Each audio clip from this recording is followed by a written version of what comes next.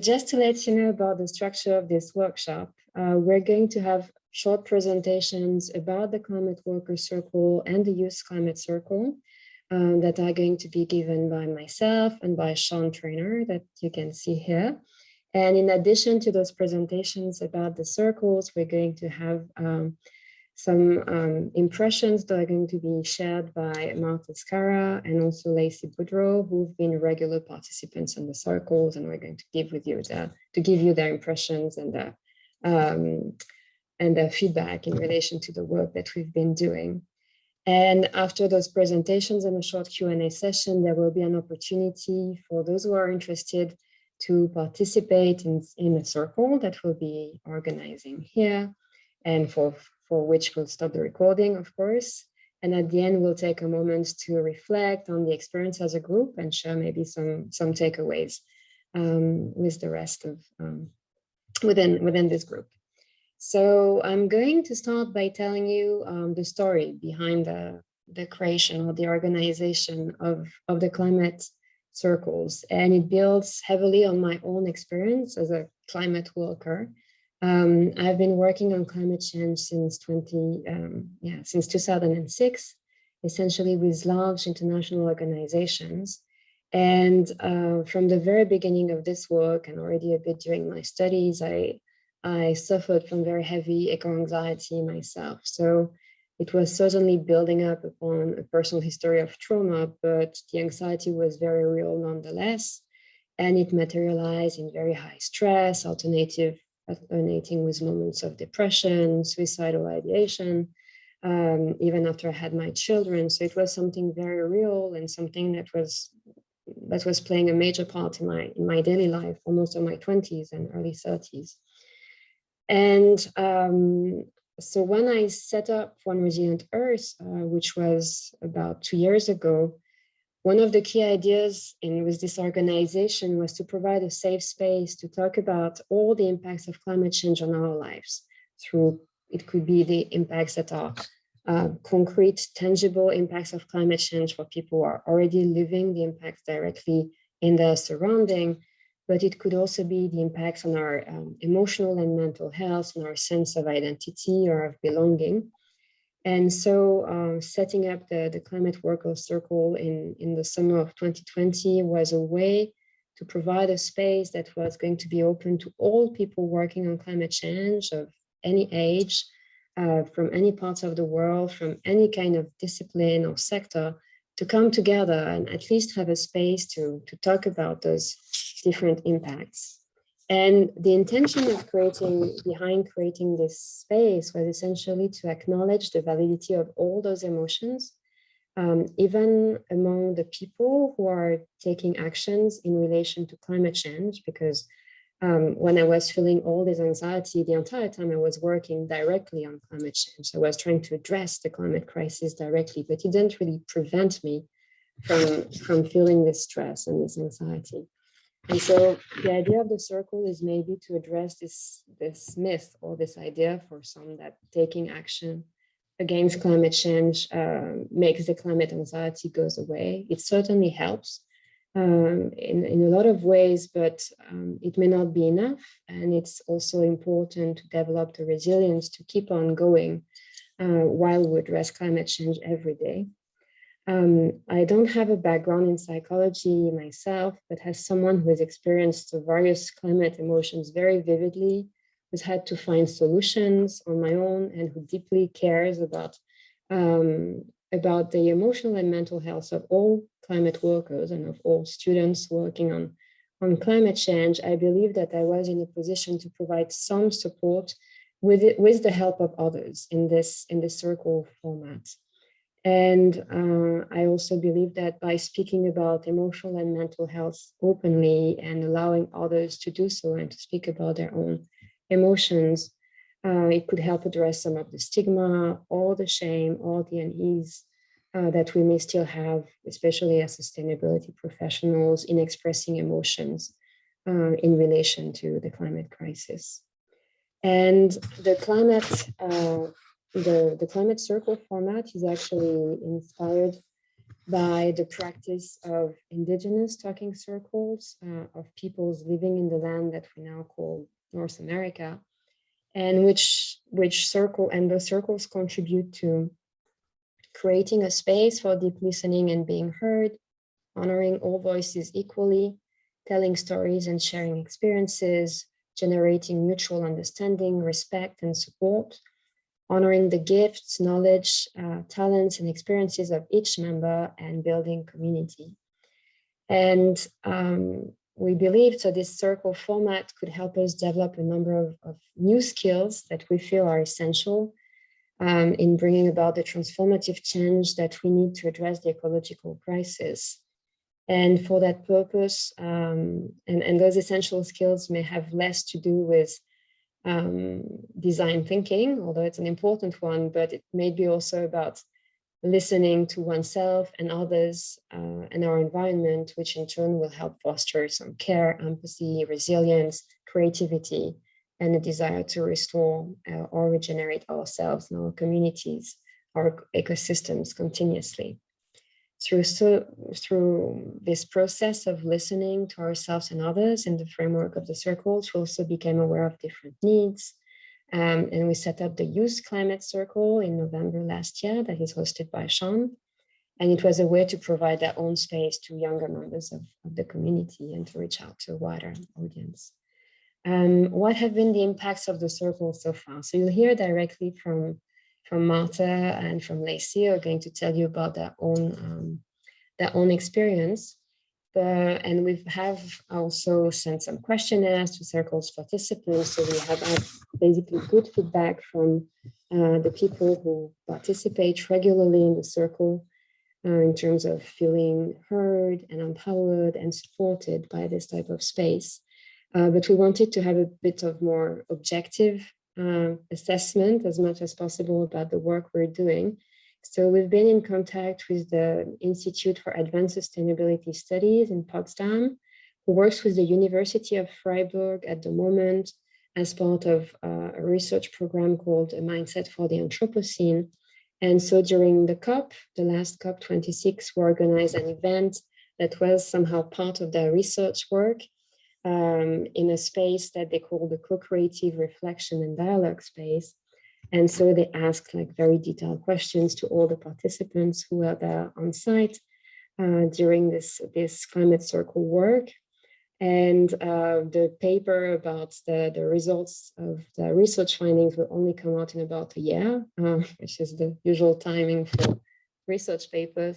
But as first results, they shared that the circles had very positive ratings, was appreciated for providing safe space, allowing for deep listening, reflection, for bringing full person engagement with the topic.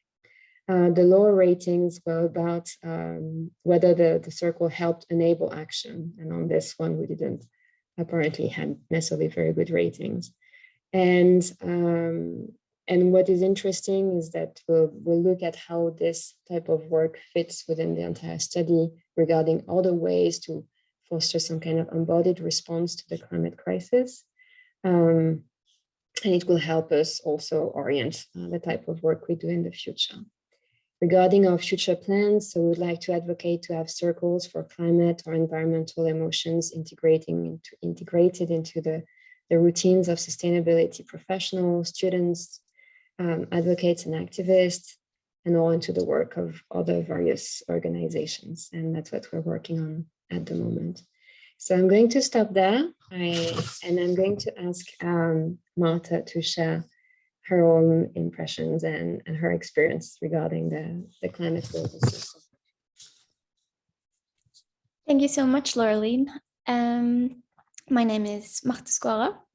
I'm based in Oslo, Norway. I've been attending the Climate Worker Circle since it started, really, in the summer of 2020. I came to this circle because I was looking for a supportive community, somewhere I could share my emotions, reflections, and experience without the fear of judgment. and also a space where I wouldn't feel weird for like doing things a little bit different or like having an alternative perspective.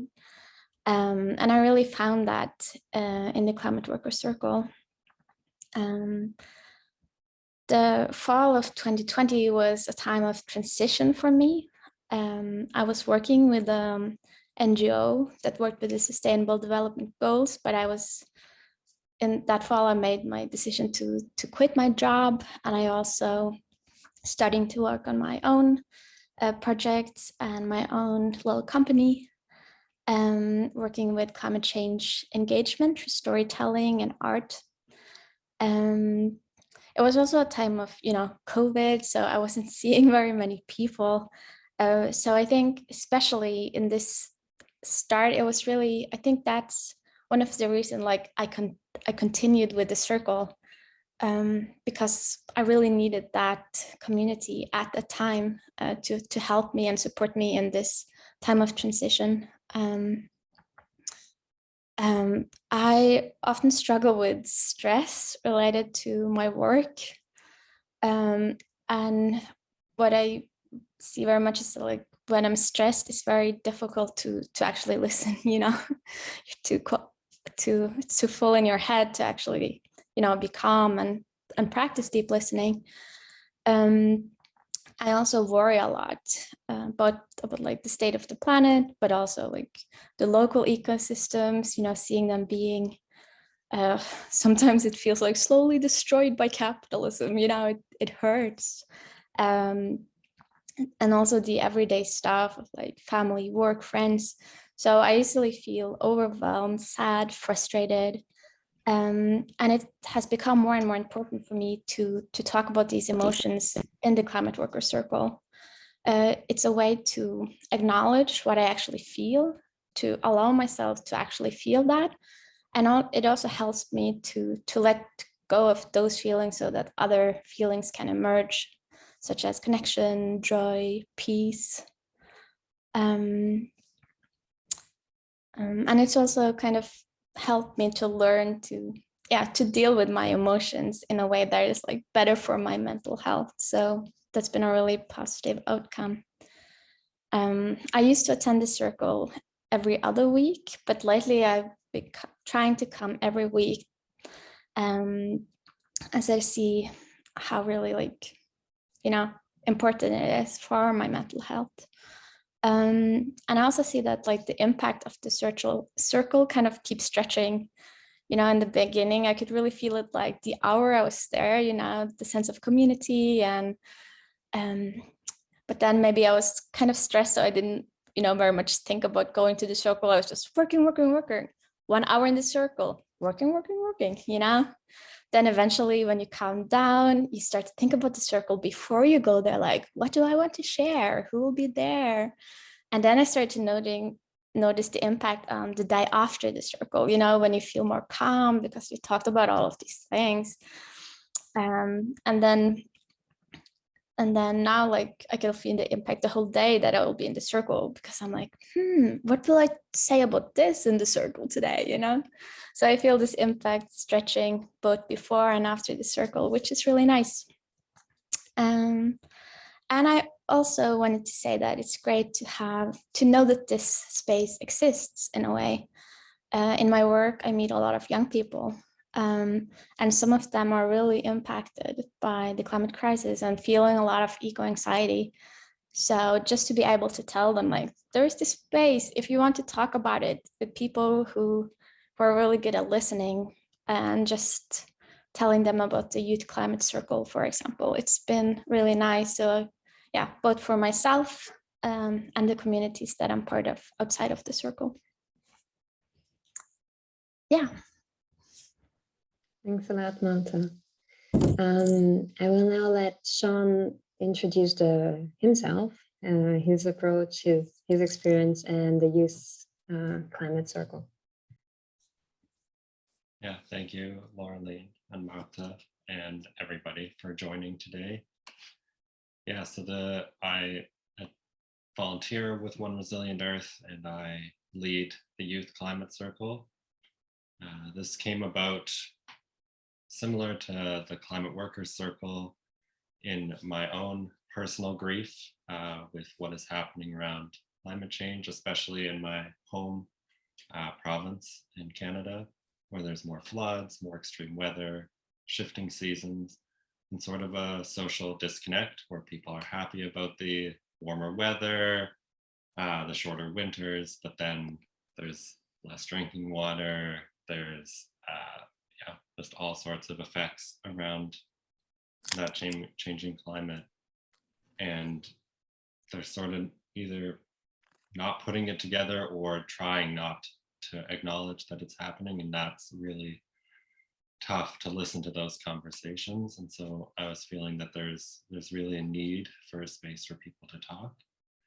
And then in combination with that, I was studying at university, and I had come across where I studied human rights, climate justice, and psychology. And I came across research that was really into this and started to focus my own research around mental health and climate change and sort of creating those spaces for people. And I started to attend the Climate Workers Circle. And as Marta has mentioned, like at the beginning, it was a little bit of like, yeah, work, and then go, and then work. But then it really, I started to see such a positive outcome from going to the circle, and was starting to build this community of people around the world who were in a similar space, having similar thoughts and insights, but it was also starting to give me or really help grow my sense of hope for the future. And so out of discussions with friends and some of the research that I had done, I had started to really see that there was a need for a second space, a space for youth, and that there was a real desire for this space and for people who are growing up with the reality of climate change to have a space just to talk amongst themselves and other people who have grown up with this reality but seen society disconnected from that reality. And so thanks to, with One Resilient Earth, we were able to create the Youth Climate Circle. And the real intention behind this was to give youth a space to connect, to share their emotions, their insights, their experiences with one another, and through whatever medium they desire, speech, written word, art, whatever they're feeling in that moment, whatever is feeling best for them. We don't want to hinder them in any way. We want them to be able to build a community and to foster the hope that they need and they want in order to build the just climate resilient world that they deserve, that we all deserve. And so that's really the intention behind this. And the impacts that have come out of this so far is that it just started, as Lauren Lee mentioned, in the late last year. And there's already a growing community of people. There's a core group that have been coming since the beginning, but it's grown, and it's youth from several different countries in the world are attending now. And there's been a lot of positive feedback around that this space exists and that many were looking for such a space to where they could connect with other people feeling the same sort of grief or despair, but also hope and joy that they were feeling, and others who didn't even realize that they needed this space when they came across it, but were so happy that they took the plunge and came to a call where they didn't know anybody, but they've found a community for themselves, and that they've been able to sort of grow the hope, because we always try to, or it always seems to come up, how we can grow hope, how we can implement that in our own day-to-day lives. And yeah, it's really been a way for people to connect around the world on this. And the hope is that in the future, we will be able to get more youth climate circles going in schools, universities, youth organizations, but also just more circles in general happening, not just me leading them, but more people taking this up and leading them, and in different languages. Because right now, I can offer it in English.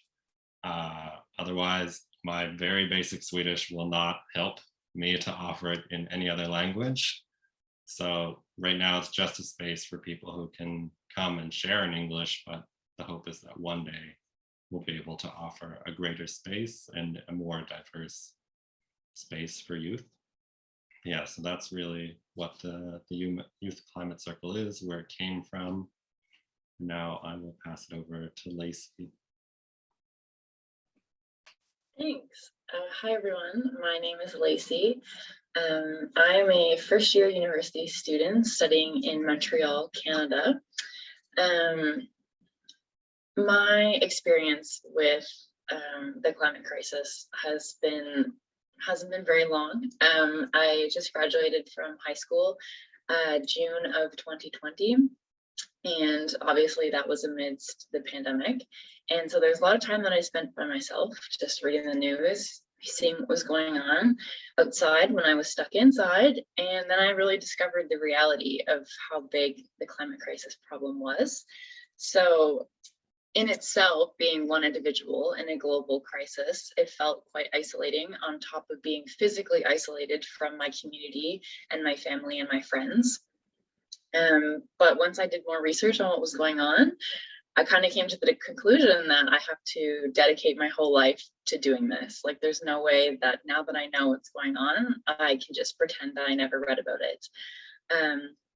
So I learned about the workers' circle originally, but I found it was quite intimidating for me, just being in school, not really considering myself a climate worker, I suppose, knowing that I was going to be going to these circles with all of these people who have been doing this forever. And I would have been really inspiring to go, but I felt like I wasn't really at a place myself to participate in that yet. And then there came the Youth Climate Circle that was created, and I was so grateful for that, because that's exactly what I was looking for. So I've been going since day one, and it's been really interesting meeting with people from all around the world and realizing that I'm not the only one that's feeling all of these feelings around the climate crisis, because I didn't really have a community before where I could speak with people about what I was feeling. But everything that everybody was saying really resonated with how I was feeling, and it was also a space that really valued the way that I personally was feeling. It was the first time that I'd really talked about all of the feelings that I had around climate crisis, just besides the point that, like, I felt like I needed to fix it, because that's kind of all that the people around me could really understand. But I was able to deep so much more into my feelings of frustrations with dealing with our current systems, and the grief that I'm feeling about seeing so many losses around me from the climate crisis.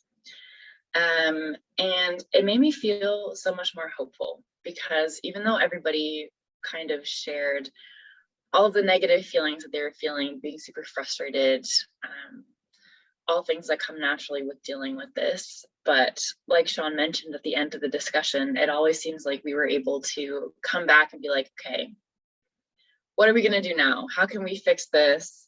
What's some advice that some of you might have for this personal feeling that I'm going through? And my favorite that came up last week, somebody posed the question to the group, like, what are some ways that in your everyday life you can still find hope, and you can find little things to be grateful for, and can really want you to keep going?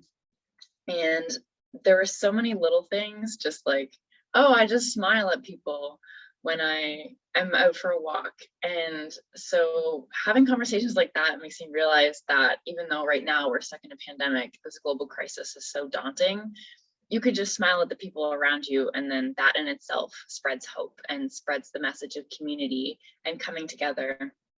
So as Marta also mentioned, I've noticed so much reflection practices that I've been doing in my regular life beyond the circle. Like, it's one of my favorite things that I do every week, and I look forward to it, and I'm reflecting all week, thinking about things that I can collect to share with this group. And so, yeah, super grateful for the circle, and I'm also really excited to meet you all in our little circle that we're going to have.